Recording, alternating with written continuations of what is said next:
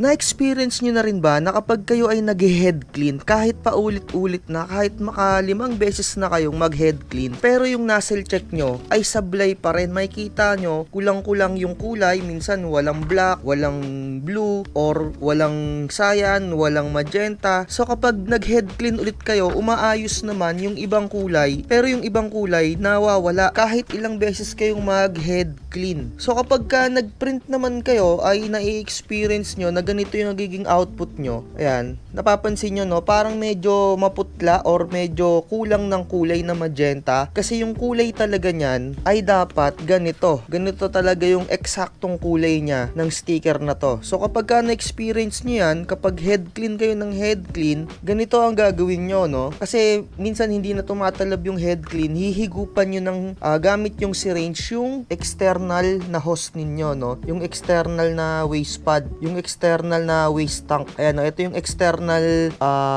waste tank ko, yung hose niya. Hihigupan niyo siya gamit yung syringe. Ituturo ko sa inyo. Ganito. So, yung waste tank ko, no, eto, no, dito siya nakalaylay. Tapos, kapag ayun nga, na-experience niyo yung head clean kayo ng head clean, pero sablay pa rin yung mga kulay, hindi pa rin naaayos. Ganito lang yung gagawin nyo, no. Kumuha kayo ng syringe. So, meron tayong syringe dito, no. Ang gagawin nyo, hihigupan nyo yung hose na papunta sa waste tank nyo. So make sure na etong hose na to ay hindi nyo gagamitin sa iba pang mga kulay. Kasi eto nga yung mga ink neto ay mga waste ink na to. Kailangan yung hose nyo ay talagang pang higup lang dito. Ihigupan nyo lang ng ganon hanggang sa may mag-flow sa kanya na mga kulay. So, ganito lang gagawin natin. Hindi ko na siya masyado ipapakita sa inyo kasi nahihigupan ko na to, no? Pero ganito yung gagawin nyo. So, ipapasok nyo lang yung inyong syringe dito sa butas na to. Once na mapasok nyo na yan,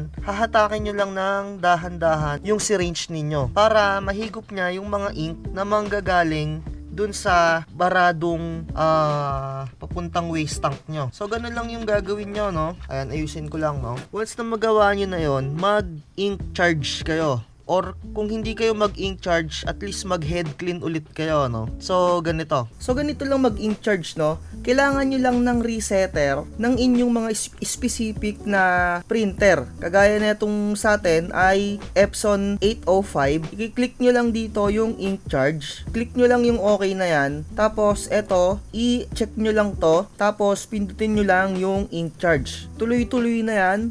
Parang after nyong mapindot to, magre-restart yung inyong mga printer. Kailangan nyo siyang i-restart. Kailangan nyo pindutin yung kanyang reset button. So, tapos nun, i-open mo ulit, mag-ink charge na siya. Ang mangyayari niyan, yung mga dati mong ink, parang iluluwa niya. Tapos, yung mga hangin-hangin na nakasagabal dun sa mga hose ay maibubuga niya. Ayun din yung isang nagiging problema kung bakit nyo na-encounter yung mga minsan kulay black, kulang ng magenta. Kasi yung mga ink ninyo, yung mga hose or yung mga tank niya, nagkakaroon ng hangin kasi hindi nyo pinupuno or ginagamit nyo na kahit konti na lang yung ink. Kaya nyo nai-encounter yung kagaya netong kulay na to, no? Yung kulang ng kulay, 'di ba? So kung ayaw nyo mag-ink charge, pwede kayong mag-head clean after nyong higupan ng hose. I-head clean nyo lang dito kung ano man yung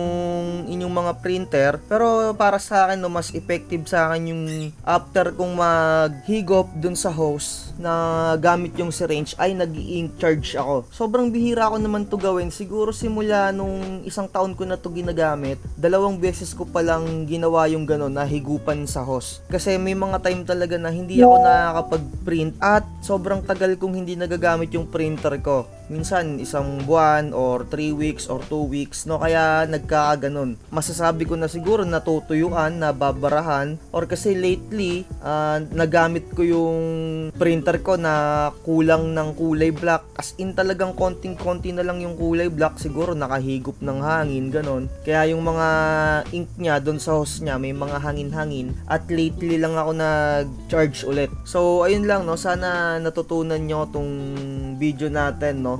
Kung paano yung gagawin kapag sobrang head clean na kayo ng head clean, tapos pagka nozzle check nyo ay hindi pa rin nakukumpleto yung linya, at kapag ka nag-print kayo na mapapansin nyo parang kulang ng magenta or maputla or ganon, na hindi naman same na same dun sa dati yung print, kagaya nga nung pinakita ko sa inyong output. Ito makikita nyo dyan sa video. So ayun lang, like, share, and subscribe. Kung may mga comment kayo, no, i-type nyo lang dyan sa comment section para matulungan ko kayo. Ayun, bye bye.